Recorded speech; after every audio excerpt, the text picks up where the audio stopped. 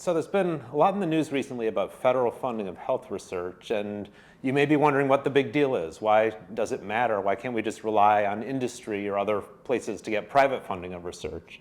So I'd like to explain 3 reasons why this would be a terrible idea for the health of you and your family.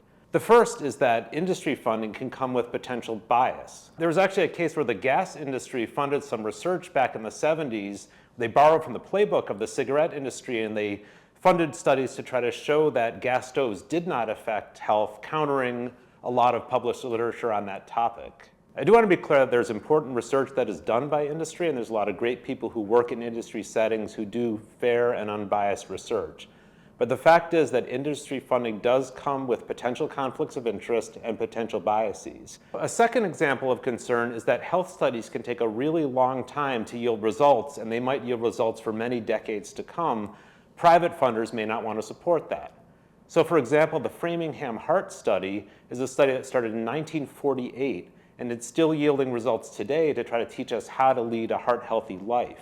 You need continuous funding for many years and decades, and we can't rely on private actors to do so.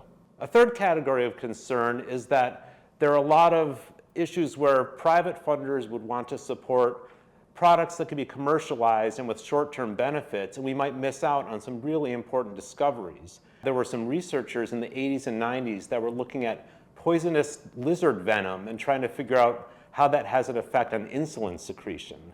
This feels like one of those esoteric topics that people get made fun of all the time for studying, ivory tower research, but that work actually led directly to the development of Ozempic. There's a lot of different ways where we really rely on the importance of federal funding of health research. We don't want to cut short this important set of research that's been so beneficial to us for many decades, and we need that foundation of knowledge to be able to make ourselves and our families healthy.